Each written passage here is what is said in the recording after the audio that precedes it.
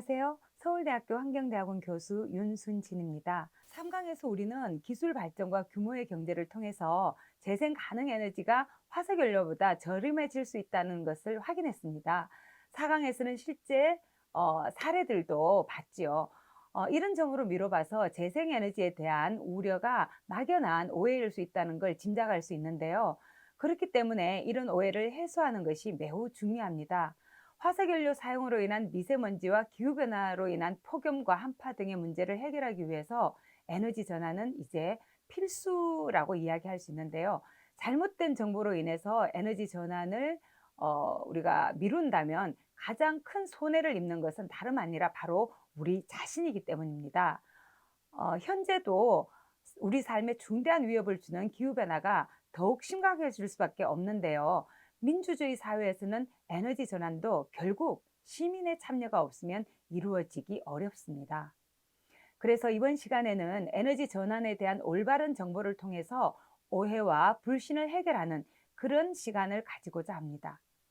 교수님, 그동안 강의를 통해 에너지 전환은 재생에너지로 확대의 의미를 포함하고 있다고 생각하는데 에너지 전환은 탈원전이라는 이야기도 들립니다. 맞는 말입니까? 에너지 전환이 탈원전만을 의미하는 건 아닙니다. 에너지 전환은 더 큰 개념이죠. 그래서 탈원전을 포함하고 있어요. 결국 탈원전은 에너지 전환의 일부입니다. 여기서 주의할 사실은 탈원전이 흔히 우리가 생각하는 것처럼 당장 원전을 없애고 다른 재생에너지로 대체하는 것을 떠올리는데 그렇지는 않습니다. 원전 시설 규모와 비중을 서서히 줄여가는 것을 우리가 탈원전이라고 하는데요. 당장 원전을 없애는 것은 현실적으로 가능하지도 않고 바람직하지도 않습니다. 원전은 이미 우리 전력 생산에서 큰 부분을 차지하고 있고 원전 산업에 종사하는 분들도 계시죠. 또 원전도 수명이 있기 때문에 비싼 건설비를 들여서 지은 시설인 만큼 가동을 설계 수명 동안은 사실 하는 게 적절하고요.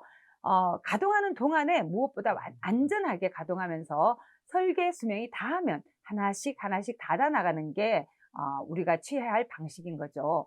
노후 원전은 사고 위험성이 높기 때문에 더 이상 설계 수명을 연장하지는 않자는 거고요. 사실 설계 수명을 연장하기 위해서는 노후된 부품을 그대로 쓰는 게 아니라 새 것으로 교체를 해야 되고 그게는 또 다른 비용이 들어가게 됩니다. 이런 조치와 함께 새로운 원자로는 건설하지 않는 것. 그렇게 되면 어떻게 되냐면 원전에 대한 의존을 서서히 줄여갈 수 있게 되는 거죠. 그게 바로 우리 정부가 지금 추진하고 있는 탈원전입니다. 원전이 없어지는 만큼 에너지 효율을 개선하고 수요 관리를 열심히 해서 전력 수요 자체를 낮추면서 재생 가능 에너지를 늘려가는 거죠. 우리나라가 완전히 원전으로부터 벗어나는 탈원전 목표 연도는 무려 2083년입니다. 짧은 시간 내에 무작정 기존의 원전과 화력 발전소들을 다 그만두고 당장 재생 가능 에너지로 바꾸자는 게 아니죠. 긴 시간을 통해서 재생 가능 에너지 포트폴리오를 재구성하는 것이 필요합니다. 에너지 전환은 결코 단선적으로 특정 에너지원을 없애고 다른 에너지원을 늘린다는 그런 말이 아니고요.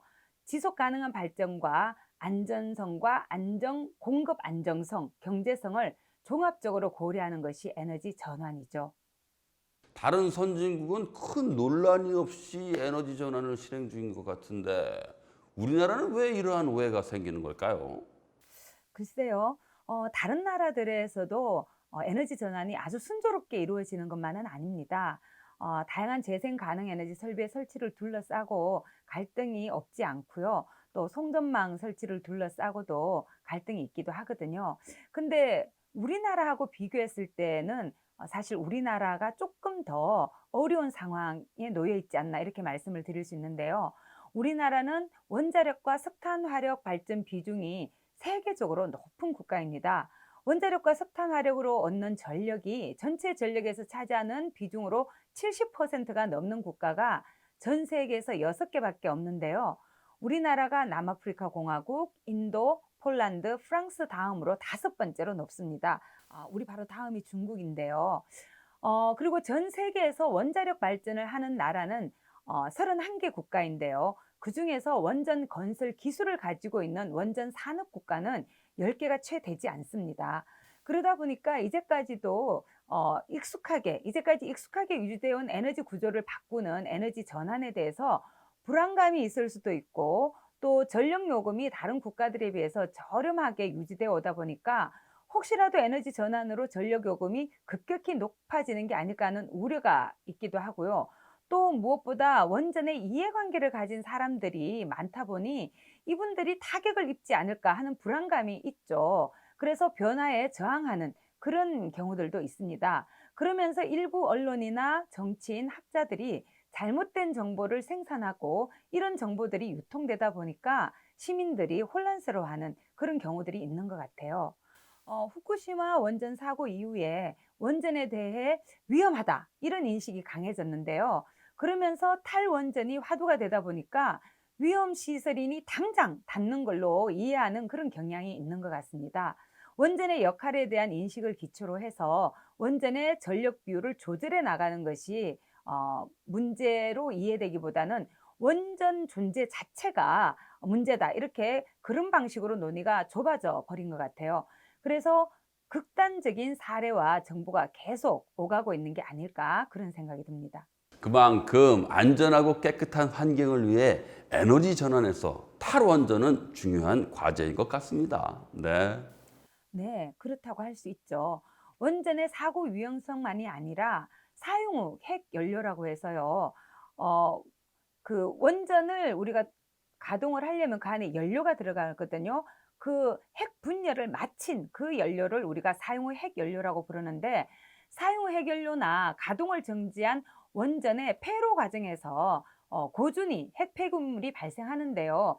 그 사용 핵 연료나 고준위 핵 폐기물을 생각할 때 조금이라도 후손에게 짐을 덜 지우기 위해서는 원전에 대한 입장을 빨리 정해서 정책을 수립할 필요가 있어요. 왜냐하면 고준위 핵 폐기물 같은 경우에 약 10만 년 이상을 안전하게 보관을 해야 되거든요. 그 정도의 시간은 사실 우리가 상상할 수 있는 그런 시간 범위를 넘어선다고 할 수 있죠.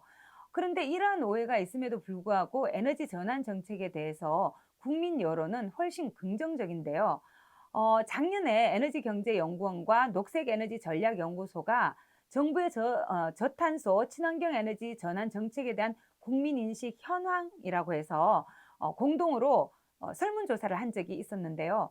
조사 결과에 따르면 재생에너지 확대의 필요성에 대해서 긍정적으로 답한 분들이 전체의 87% 정도가 됐습니다. 어, 그리고 리얼미터가 CBS의 의뢰로 현 정부의 탈원전 정책에 대한 국민들의 찬반 의견 조사도 진행했었는데요.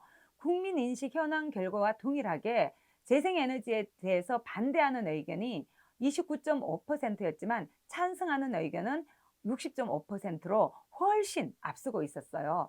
이런 사실을 볼 때 일반 시민들은 이미 에너지 전환의 중요성을 알고 있다는 것을 우리가 확인할 수 있습니다.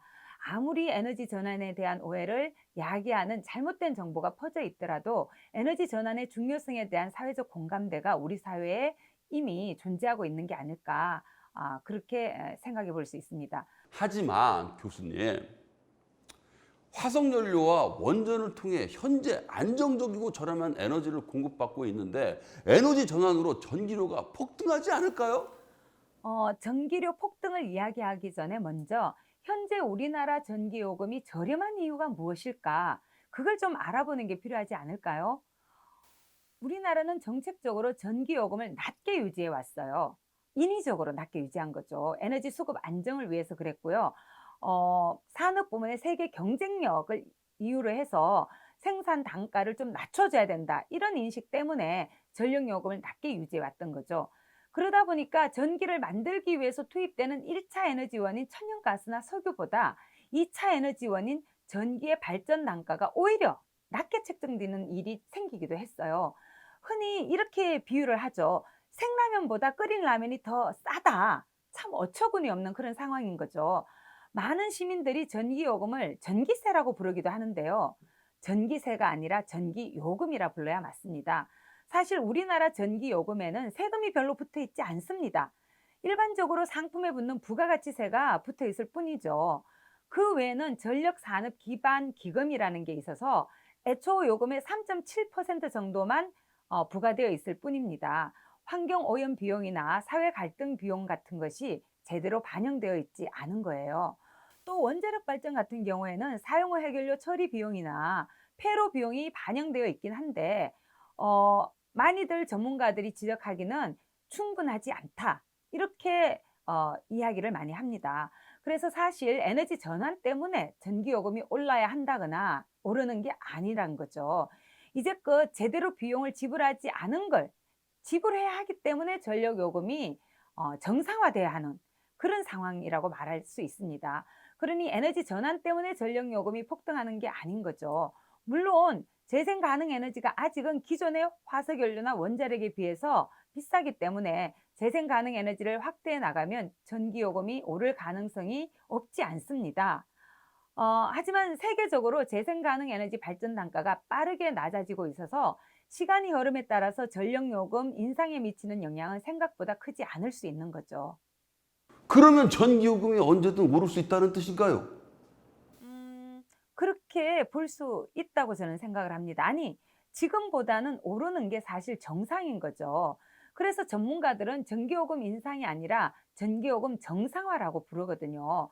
사실 에너지 전환은 문재인 정부 들어서서 국정과제로 제시되었는데요. 전기요금 정상화가 필요하다는 얘기는 에너지 전환이라는 이런 정책이 내세워지기 이전부터 수년 전부터 사실은 10년 이상 된 얘기예요. 그래서 앞서 언급한 것처럼 우선 석탄 화력이나 원자력의 발전 단가에 사회 환경 비용을 충실히 반영을 해야 되고요. 그렇게 한다면 사실 전력 요금은 올라가야지 마땅한 거죠. 게다가 국내에서는 아직 재생 에너지의 단가가 비싼 편이에요. 그래서 재생 에너지 중심으로 전력 체계를 개편한다면 전기요금 인상 압박을 받을 여지는 있습니다. 그러나 누차 말씀드리지만 향후 10여 년을 바라보면 재생에너지 도입으로 요금이 오른다 치더라도 결코 우리가 감당하지 못할 수준 또는 뭐 아주 비싼 그런 정도는 아닐 거라는 거죠. 재생에너지 기술이 나날이 발전해서 단가가 떨어지고 있기 때문이고요.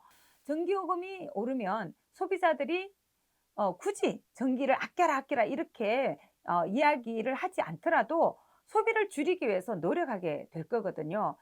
그렇기 때문에 어떻게 되느냐? 전기요금 킬로와트 아워당 전기요금은 좀 오르더라도 실제로 가구에서 부담하는 전기요금 총액은 많아지지 않을 수 있습니다. 예를 들어서요. 독일 가정용 전기요금이 1킬로와트 아워당 우리나라보다 3배가량 높아요. 하지만 가정에서 납부하는 전력요금 총액은 우리와 비슷합니다. 왜냐하면 그만큼 아끼기 때문에 전력 소비 자체는 적거든요. 그래서 지불해야 되는 전력요금 총액은 우리랑 비슷하게 되는 거죠. 교수님, 그 우리나라는 화석연료와 원자력 에너지 집중 사용으로 그 값이 저렴하지만 실제로 위험 비용이 충분히 반영되어 있지 않기 때문에 결코 싼 값이라 할 수 없다고 하셨습니다. 그에 비해 재생에너지는 기술 발전과 지속적인 투자가 늘어나는 추세로 저렴해지고 있다고 하셨는데 정말 그럽니까? 우리나라에서 원전은 저렴한 전력 가격을 지탱해주는 역할을 해왔어요. 운영 단가가 낮았으니까요. 하지만 장기적으로 볼 때 과연 미래는 어떻게 될까요? 원전만이 아니라 일반적으로 발전 단가에는 어떤 비용이 들어갈까요? 한번 살펴보도록 합시다. 우선 건설비 단가와 운전 유지비, 송전망 접속비, 연료비 같은 직접 비용이 있어요. 그리고 싹스라고 불리죠. 또 낙스 이렇게 그 대기 오염 물질들 또 CO2 배출 같은 환경 비용에 발전소 주변 지역 지원과 같은 정책 비용으로 구성되는 간접 비용이 있습니다. 원자력 발전의 경우에는 다른 발전원에 비해서 좀 더 다양한 비용들이 포함될 필요가 있는데요. 방사능 물질을 관리해야 하기 때문이죠. 원전 해체 비용과 중저준위 방사성 폐기물 관리 비용, 고준위 방사성 폐기물 처리 비용 같은 그런 비용들이 직접 비용으로 더 들어가게 되고요. 사고 위험 대응 비용이나 방패장 주변 지역 지원 사업비, 지역 자원 시설세 같은 간접 비용이 또 더 들어가게 되어 있습니다. 그런데 이런 비용이 포함되었는데도 원전 발전 단가가 싸다고 하네요. 글쎄요. 비용 항목이 포함되었느냐 그 여부도 중요하지만 사실 각각의 그 항목들이 얼마나 충분하게 반영이 되었냐, 얼마나 충분한 비용으로 반영이 되어 있느냐 이것도 이제 중요하겠죠. 우리나라의 경우 처음에는 간접 비용이 제대로 반영이 되어 있지 않았는데요. 지속적으로 문제가 제기되면서 조금씩 비용을 높여서 반영해 왔습니다. 하지만 아직도 다른 국가들에 비하면 충분히 반영된 상태가 아니에요. 아직 우리나라는 원전 해체 기술도 없고 사용 후 해결료 처분 기술조차 없습니다. 사용 후 해결료 처분 기술은 사실 우리나라만이 아니라 전 세계 어느 나라에도 아직은 없는데요. 10만 년 이상 안전하게 보관해야 되는 방사성 물질, 방사능 독성이 높은 고준위 폐기물 처분 관리 비용이 사실 얼마나 들어갈지 알 수가 없는 거죠. 후쿠시마 원전 사고를 통해서 볼 때 원전은 한 번의 사고로 엄청난 피해가 발생을 하게 됩니다. 그런 사고에 대응하기 위해서는 사고 위험 대응 비용도 마련해 둘 필요가 있는데요. 아무리 원전 사고가 일어날 가능성이 희박하다 해도 이미 역사적으로 엄청난 사고들이 다른 국가들에서 일어났으니까요. 원자력 발전 기술의 상당히 그 눈에 띄는 특성이 뭐냐면 다른 에너지 기술 단가는 갈수록 저렴해지는 데 비해서 원전 기술 단가는 갈수록 높아진다는 거예요. 왜냐하면 원전 사고가 날 때마다 안전 규제 기준이 높아지면서 그 기준을 맞추기 위해서 새로운 부품이나 장치, 새로운 기술적 요소들이 들어가기 때문이죠.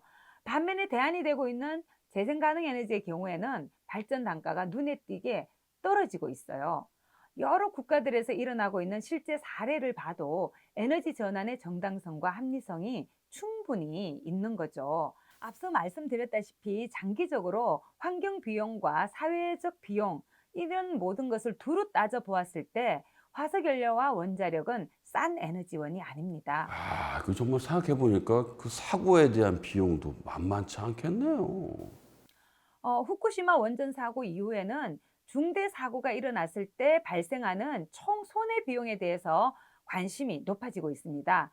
일본의 경제 산업성은 후쿠시마 원전 사고로 인해서 피해 비용이 얼마나 발생했는지를 계산을 해봤어요. 원전 폐로와 오염 제거 비용이라든지 배상 비용 이런 것들을 모두 합해 보니까 약 21조 5천억 엔, 우리 돈으로는 약 215조 원이 필요하다는 그런 추산을 하게 됩니다.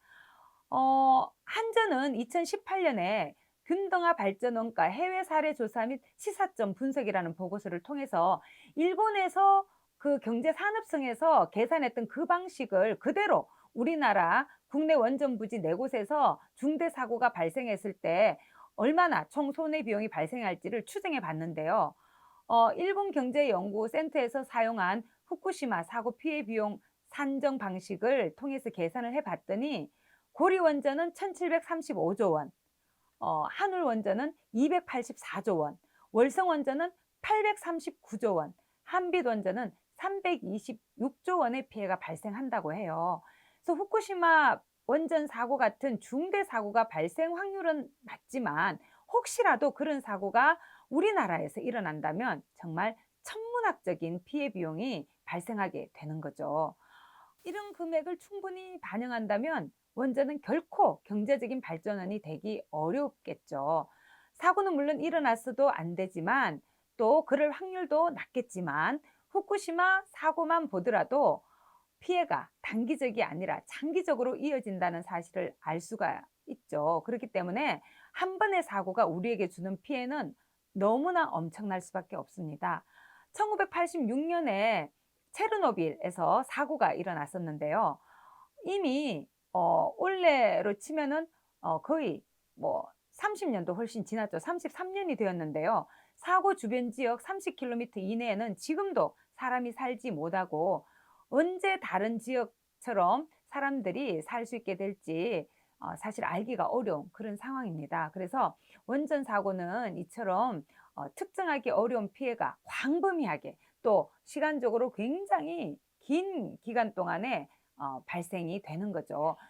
원전은 초기 건설비가 많이 들어요. 이렇게 초기 건설비라는 건 건설해 놓고 나서 이제 우리가 우라늄으로 만들어진 핵연료를 집어넣어서 발전을 하는 거, 거기에는 사실 비용이 크게 들지 않습니다. 하지만 건설비 자체가 굉장히 높아요.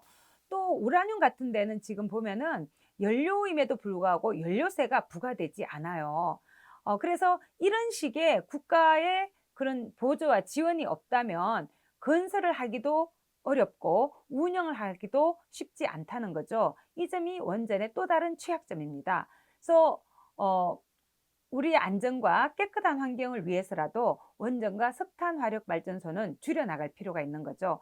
그래서 안전하고 재생 가능한 에너지로의 전환이라는 것은 할 거냐 말 거냐의 그런 선택의 문제나 해야 될까 말아야 될까 이런 고민의 대상이라기보다는 우리가 반드시 해야만 하는 필수적인 과제라고 볼 수 있습니다.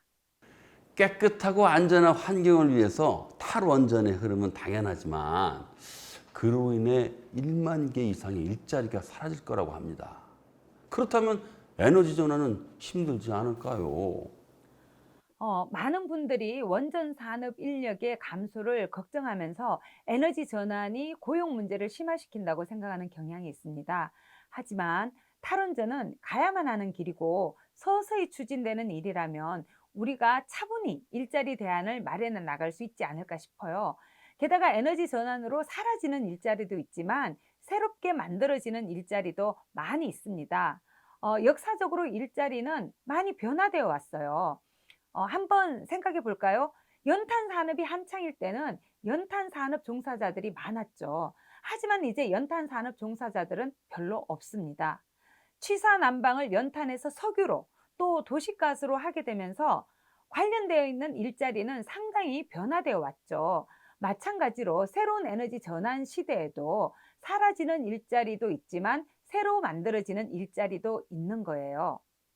실제로 국제재생에너지기구, 영어로는 이레나라고 하는데요.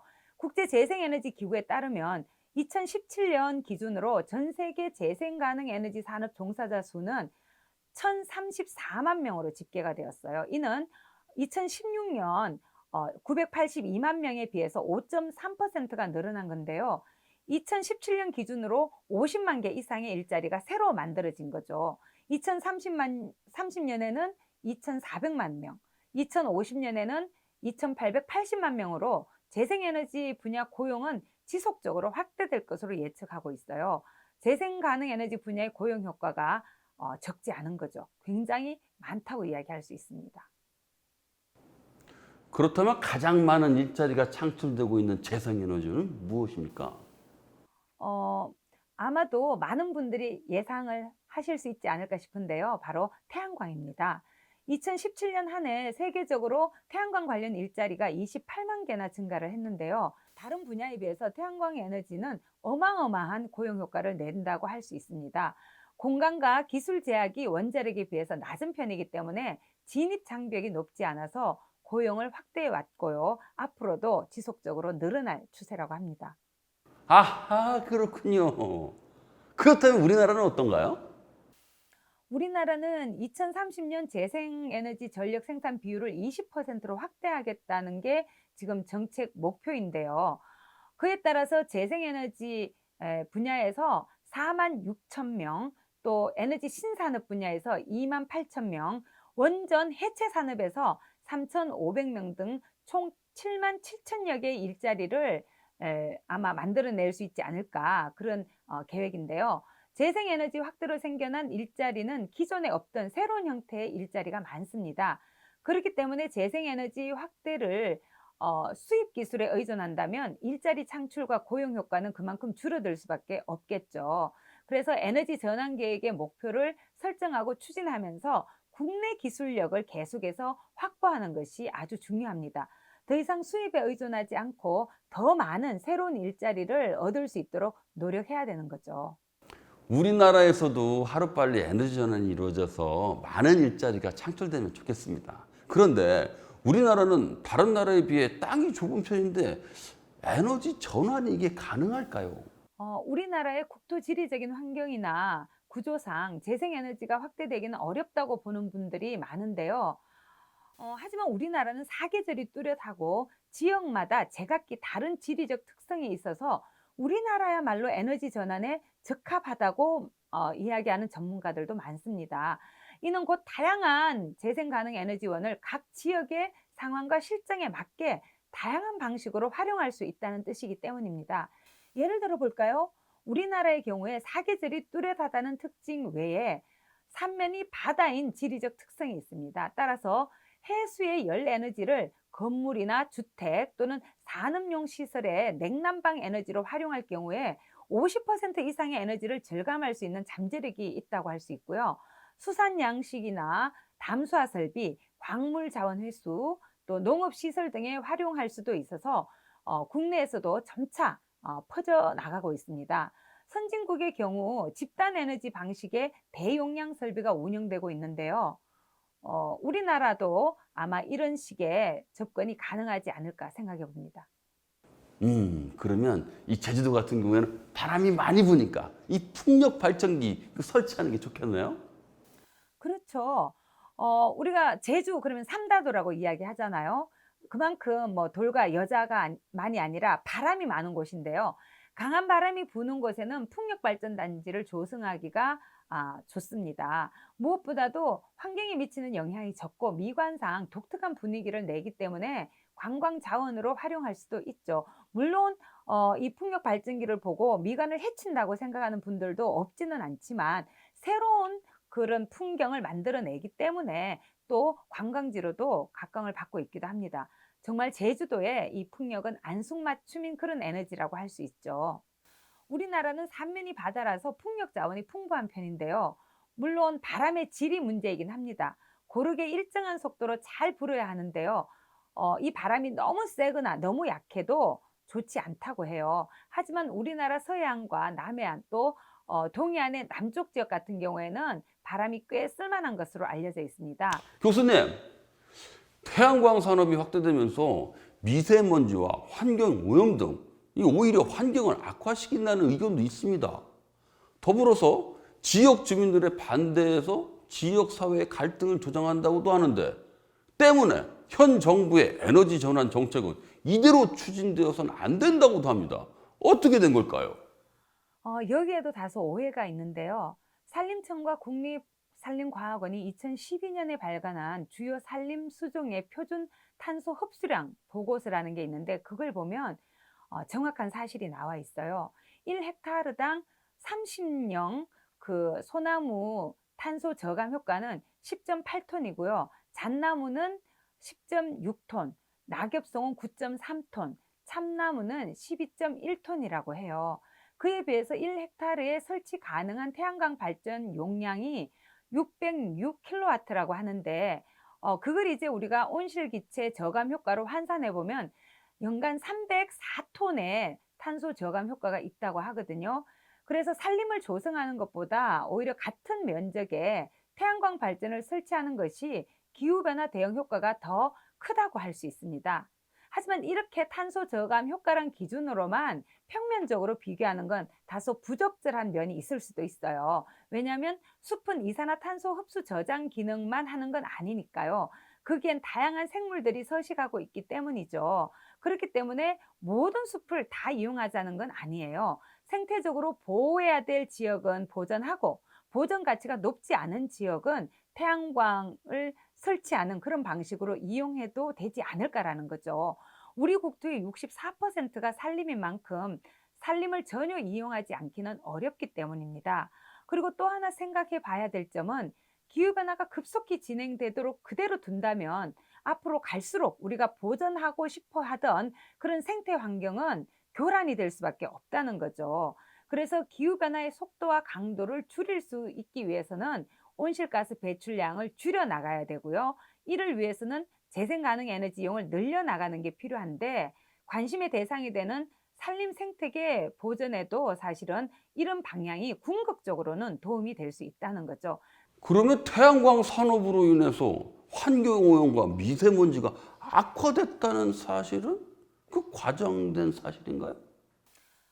네, 그렇다고 볼 수 있습니다. 또한 태양광 면적 때문에 산과 나무를 깎아서 환경 오염을 조장했다 이런 오해도 있는데요. 산림청 통계만 보더라도 태양광을 설치한 산림 면적이 전체 산림의 0.002%에서 0.039% 수준이에요. 즉 0.1%도 되지 않는다는 거죠. 그렇기 때문에 그런 주장은 사실 옳지 않습니다. 태양광 발전의 탄소 저감 효과는 산림 조성보다 아까 말씀드린 대로 더 큰데요. 이를 고려하지 않고 단순히 태양광 발전의 설치 면적만 두고 이야기하는 주장은 타당하지 않습니다. 그래서 태양광 발전 때문에 환경 오염과 미세먼지 문제가 심화된 것처럼 몰고 가는 것은 사실 적절한 그런 논의는 아니라고 볼 수 있죠. 이 태양광 패널에 대한 오해도 역시 과장된 걸까요? 예? 태양광 패널 제조나 폐기 과정에서 환경오염이 심하다는 말도 있는데 어떠한 오해가 있을까요? 어떤 오해들이 있는지 살펴보면요. 첫 번째, 수면에 설치하는 태양광 발전 시설이 수중 생물의 광합성을 막아서 생태계를 파괴한다는 그런 오해가 있습니다. 또 발전 시설의 유해 물질이 수질을 오염시키는 것처럼 생각하고 있는, 그래서 수질 오염에 대한 우려도 제기되고 있는데요. 그래서 정부와 관련 기관들이 태양광 설비가 수질과 생태계에 어떤 영향을 미치는지 조사를 실시했습니다. 그 결과 수면에 설치한 태양광 설비는 수질과 생태계에 영향을 미치지 않는다는 것을 확인할 수 있었는데요. 한국환경정책평가연구원이나 한밭대학교 환경공학과 연구팀도 수질 변화를 측정을 했어요. 그랬더니 수질과 생태계에 태양광 발전 시설이 어떠한 영향을 미치는지 살펴봤지만 역시 영향을 미치지 않는 것으로 그렇게 나타났습니다. 아니 그거 말고도요. 이 태양광 패널에서 전자파가 나온다는데 이 부분에 대해서도 좀 설명을 해주세요. 전자파가 확실히 무섭게 느껴지는 것은 당연하기 때문에 이런 오해도 받는데요. 하지만 잘 생각해 보면 전자파라는 것은 전류가 흐르는 어디에서나 존재하는 것입니다.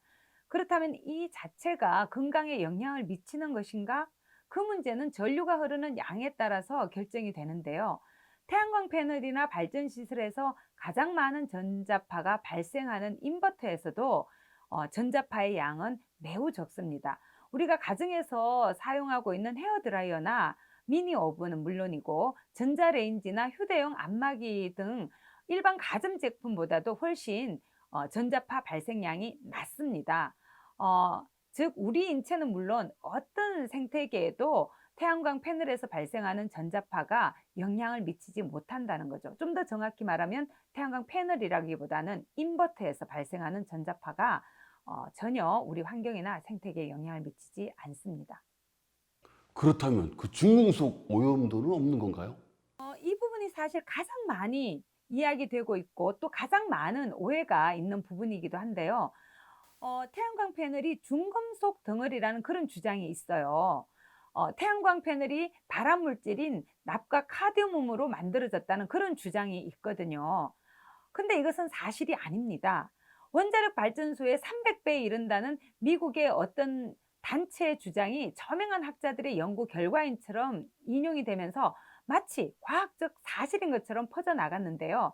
사실 이 단체는 굉장히 작은 시민단체로서 원자력 발전을 이용하자 그런 원전을 지지하는 시민단체로 그들의 주장은 전혀 사실이 아닙니다. 국내에 보급된 모든 태양광 모듈은 크롬과 카드뮴과 같은 그런 중금속으로 만들어져 있지 않습니다. 실리콘 태양전지를 사용한 모듈입니다. 중금속으로는 셀과 전선 연결을 위해서 납이 소량 사용될 뿐인데요. 패널 제작에 들어간 건 아니죠. 근데 납 같은 경우에는 우리가 매일 사용하는 컴퓨터나 다른 가전제품에도 들어가 있어요. 그래서 납이 들어가 있느냐 아니냐 그건 사실 그렇게 중요하지 않습니다. 이렇게 들어간 납이 외부로 빠져나와서 우리의 인체나 환경에 영향을 미치느냐 그 점이 중요한데요. 사실 그 태양광에서 전선을 연결하기 위해서 사용한 납에서는 절대 그런 일이 일어날 수 없거든요. 사용 후에 폐기할 때도 납을 잘 처리하기 때문에 중금속 오염에 대한 걱정은 하지 않으셔도 되는 거죠. 또 국내에서는 카드뮴이 들어간 태양광 모듈은 유통되지 않도록 정부가 규제하고 있어요. 보급될 수 없는 상황인 거죠. 또한 한국환경정책평가연구원이 국내에 보급된 태양광 폐패널 4종을 대상으로 해서 7가지 중금속의 용출과 함량 분석을 진행을 했었어요. 그러니까 이미 사용하고 난 그런 태양광 패널이 어떻게 영향을 미칠 것인가, 그걸 이제 분석해 본 거죠. 그 결과를 봐도요, 구리, 납, 비소, 크롬 등 4가지 금속이 검출되기는 했지만 모두 폐기물 관리법 시행 규칙상 지정 폐기물 기준 미만이었어요. 안전에 전혀 문제가 되지 않는 거죠. 탈원전 국가로 재생에너지 사용을 확대해 나가고 있는 독일이 탈원전 이후 그 전력을 수입하고 있다고 하는데 그 사실인가요? 결론부터 말씀드리자면 전혀 사실이 아닙니다. 독일의 경우 전력을 수입하기보다 오히려 수출을 하는 수출 국가로서 그리고 또 그 에너지 전환 전후를 비교한다면요, 에너지 전환 이전보다도 오히려 전력 수출이 증가한 그런 모습을 알 수가 있습니다. 그렇다면 왜 이런 오해가 생긴 걸까요? 독일의 에너지 전환에 대해서 재생 가능 에너지만으로 필요 전력을 충당할 수 있을까? 뭐 그런 우려에서 시작됐다고 볼 수 있을 것 같아요. 안정적으로 에너지 공급이 가능한 화석 연료나 원자력과는 달리 재생 에너지는 전력 공급이 사실 좀 불안정한 측면이 있거든요. 왜냐하면 주요 에너지원인 해나 바람이 언제나 있는 건 아니니까요. 그래서 어찌 보면 당연한 걱정이라고도 할 수 있는데요. 그런 우려와 달리 독일은 인접해 있는 나라들에 대해서 대량으로 전력을 판매하고 있습니다. 독일이 수입하는 경우는 없었나요? 물론 수입을 하는 경우가 아예 없는 건 아닙니다. 재생 가능 에너지 발전량이 뭐 떨어질 수도 있지만 독일 같은 경우에는 아직은 화력 발전을 유지하고 있고 원자력 발전도 아직은 일정 부분이 있기 때문에 사실 발전량이 부족해서 수입한다기보다는 발전 단가가 싼 그런 전력이 있다면 그걸 수입해 오거든요.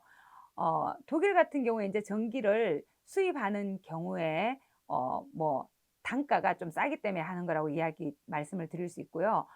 또 다른 방식으로 보면 전력 소비량이 하루 24시간 동안 일정하지 않습니다. 시간에 따라서 수요와 공급이 사실은 수요도 달라지고 공급도 달라지는 거죠.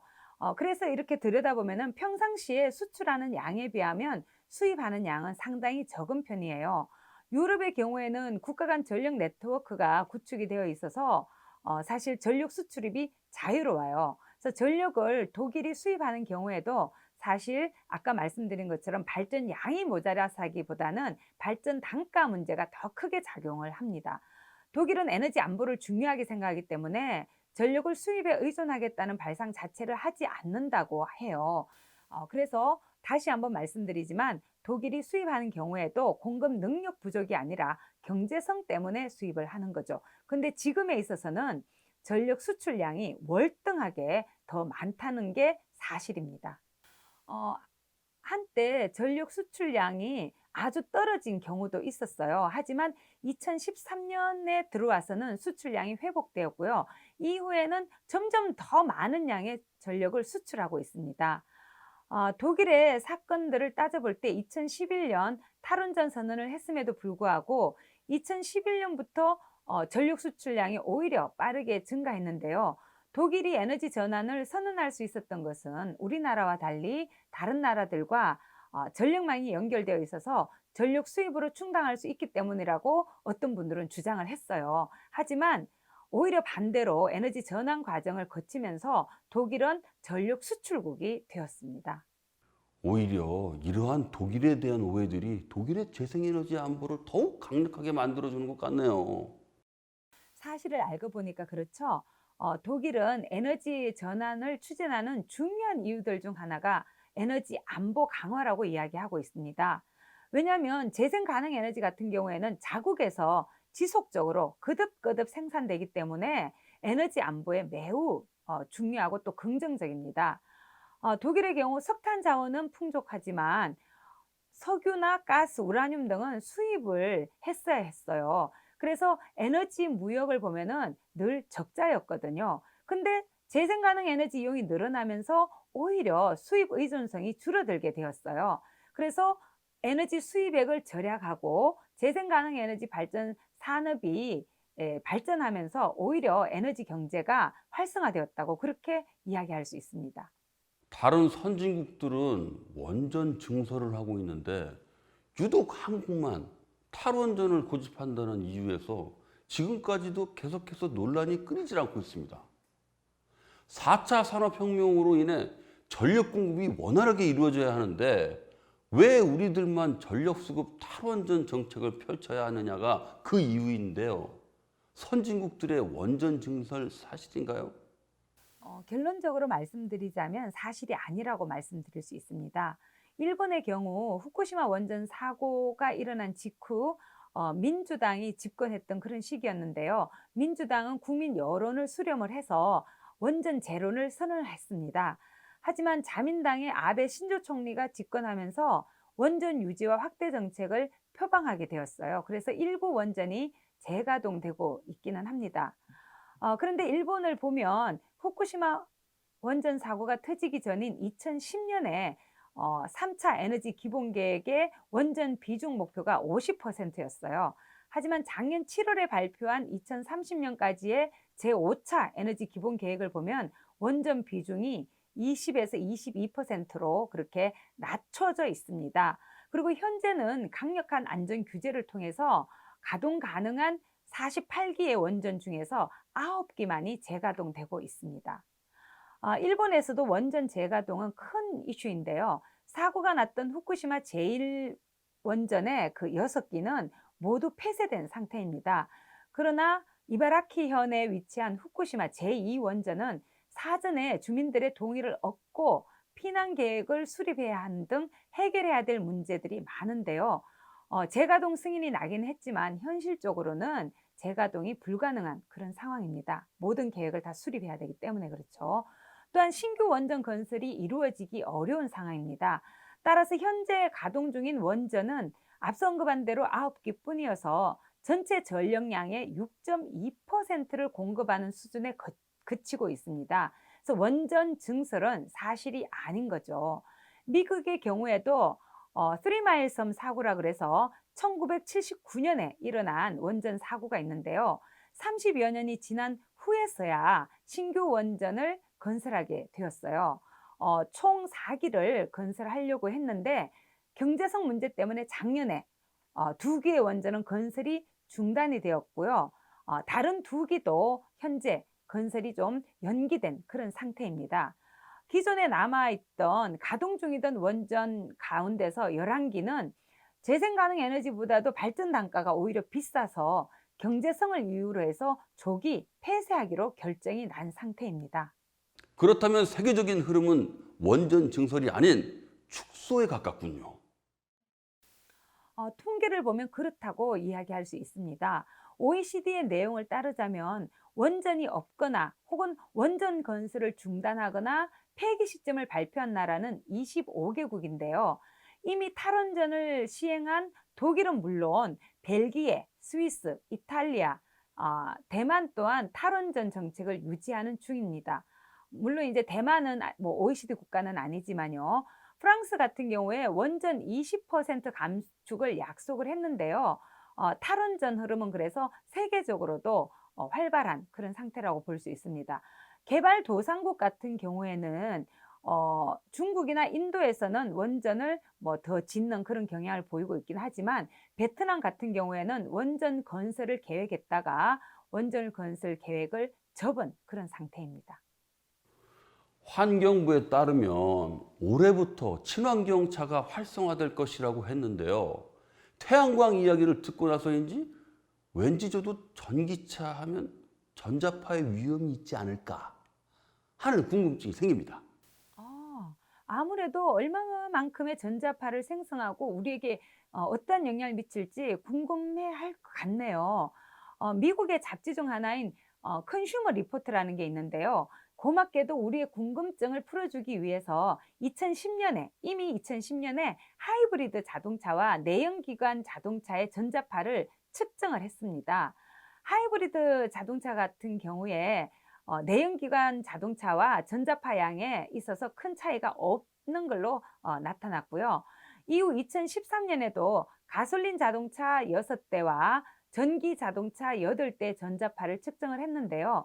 전기 자동차의 전자파는 국제전자기술자협회가 설정한 위험 순위보다 매우 낮았다고 합니다. 또한 세계적으로 다양한 학회와 대학들에서 연구한 결과가 발표되고 있는데 전자파가 발생하기는 하지만 인체에 큰 영향을 주지는 않는다고 그렇게 발표가 되었습니다. 그런데 전기차면 아무래도 가솔린이나 디젤차보다 충전하기도 어렵고 금방 방전될 것 같잖아요. 주행거리가 또 짧고 수시로 충전해줘야 하는데 불편함이 있을 것 같은데 어떤가요? 전기차의 주행 거리는 2018년 초반에 출시된 GM이라는 자동차 회사의 모델 볼트라는 그런 전기차를 제외하고는 모두 200km 정도인데요.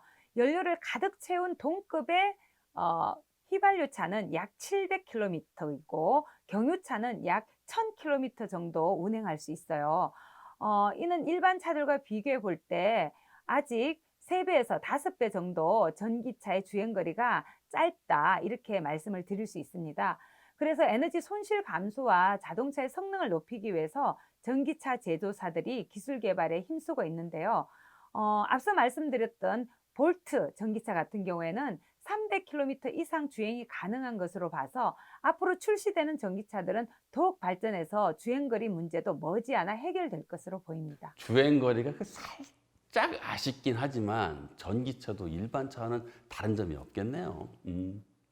보급된다면 환경도 지킬 수 있고 앞으로 주행거리도 늘어날 예정이라니까 얼른 타보고 싶네요. 그런데 교수님, 이 전기차 말고 수소차는 어떤가요? 전기차와 함께 친환경 자동차 중 하나로 떠오르고 있는 게 수소차인데요. 수소차도 최근에 들어서는 수소 전기차라고 불러요. 왜냐하면 수소를 연료로 집어넣어서 전기를 만들어서 움직이기 때문인데요. 이쯤에서 전기를 충전해서 사용하는 일반 전기차와는 이 수소가 연료라는 점 때문에 차이점이 있죠. 그동안 재생에너지에 대해 공부하면서 많이 익숙해졌다고 생각했는데 수소는 새롭게 접하니까 낯설게 느껴지네요. 수소가 정말 안전할까요? 수소 저장 장치를 가지고 있는 상태로 달리기 때문에 폭발 위험이 있는 게 아니냐, 뭐 그런 지적도 있습니다. 그러나 수소차는 작동 방식이나 보관 방식으로 인해서 폭발할 가능성은 거의 없다고 합니다. 수소 탱크는 고온이나 고압에 견딜 수 있도록 제작이 되기 때문인데요. 수소차의 수소 저장 용기는 굉장히 단단하고 견고합니다. 그래서 1톤 이상의 물체를 올려놓거나 수심아래에 떨어뜨려도 튼튼하게 유지가 된다고 해요. 폭발 위험성도 없어서 안전하다고 할 수 있습니다. 하지만 수소차의 경우에는 연료로 사용하는 수소를 무엇으로 만드느냐가 굉장히 중요합니다. 그 수소를 산업체 부생가스라든지 또는 천연가스를 계질해서 계속해서 공급한다면 사실은 지속 가능하기 어렵고 거기에서 여전히 이산화탄소가 발생할 수 있습니다. 그래서 재생 가능 에너지로 전력을 만들고 그 전력이 남아돌 때 전력을 저장하는 방법의 하나로 우리가 그 전력으로 물을 분해해서 거기에서 나오는 수소로 연료로 활용할 수가 있겠죠. 그래서 이런 경우에는 수소차 같은 경우에 좀 더 먼 거리를 이동할 수 있기 때문에 전기차와는 또 다른 영역으로 그 틈새를 우리가 발견할 수는 있습니다. 하지만 여전히 그 수소를 무엇으로 만드느냐가 굉장히 중요하고요. 전기차 같은 경우에도 전기를 무엇으로 만드느냐도 상당히 중요합니다. 전기차가 사용하는 전기를 원자력으로 계속해서 공급한다거나 석탄 화력 발전으로 공급한다면 아무리 전기차의 운행 과정 자체에서는 다양한 환경오염 물질이 배출되지 않는다 하더라도 여전히 전기를 만드는 과정에서 환경오염 물질이 발생할 수 있는 거죠. 그래서 전기차든 수소차든 좀 더 넓은 범위에서 전 과정을 보면서 친환경적으로 접근해 나가는 것이 무엇보다 중요합니다. 에너지 전환이나 재생에너지처럼 전기차와 수소차 아직 익숙하지 않기 때문에 오해하실 분들도 있을 텐데 이번 시간을 통해 오해가 풀렸으면 좋겠습니다. 네, 사람은 자신이 모르거나 자신에게 낯선 것들을 무의식적으로 경계하거나 두려워하는 그런 경향이 있죠. 단지 중립적인 모르는 것이 어느새 두려운 것이 되는 거죠. 때문에 앞선 기술 영역이자 미래 필수적으로 확대되어야 될 재생 가능 에너지 또 신에너지 분야에 대해서 불필요한 걱정이 좀 앞서고 있다고 볼 수 있는데요. 화석 에너지와 원자력이 환경 오염을 유발하고 위험하지만 익숙하기 때문에 계속 사용하자. 이런 의견이 사라지지 않고 있는 거죠. 신재생 에너지로의 에너지 전환은 인류의 생존을 위해서 반드시 필요한 절차라고 할 수 있고요. 동시에 자원이 없는 우리나라의 미래 먹거리 산업으로도 여겨지고 있는데요. 막연한 두려움에 에너지 전환을 뒤로 미루다가는 환경은 물론 경제 문제에서도 위기에 처할 것 같습니다. 이제 기후변화 시대는 에너지 자원을 누가 많이 가지고 있느냐의 시대가 아니라 각 나라에서 끊임없이 재생되는 재생에너지원을 어떻게 효율적으로 잘 이용하느냐, 그런 기술이 지대한 영향을 미치는 그런 시대로 바뀌고 있습니다. 더 나은 재생에너지 기술을 개발해서 발전시킨다면 자국의 에너지 안보도 든든히 지키고 기술과 제품 수출을 통해서 경제도 활력을 가질 수 있게 되겠죠. 그 반대라면 어떻게 될까요? 에너지 전환은 시대적 추세이자 세계적 대세입니다. 이미 세계는 출발선을 지났습니다. 우리에겐 더 지체할 시간이 없습니다. 따라서 막연한 두려움을 떨쳐버려야 하는데요. 재생에너지에 대한 오해를 풀고 올바른 정보를 기초로 재생에너지의 역할과 잠재력을 좀 더 잘 이해해야만 하는 거죠. 그래야 우리의 삶이 안전하고 깨끗한 미래를 향해서 나아갈 수 있고 우리의 미래 세대에게 그런 미래를 약속해 줄 수 있습니다.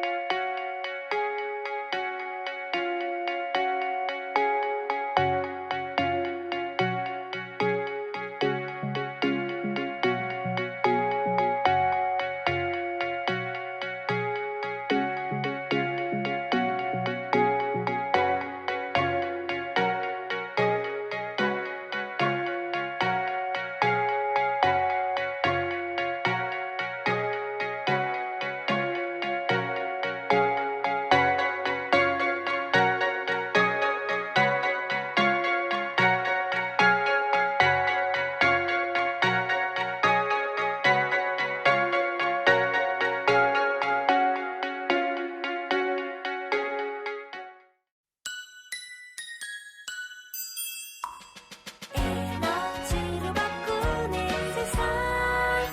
지금 우리의 선택은 미래를 위한 첫걸음입니다.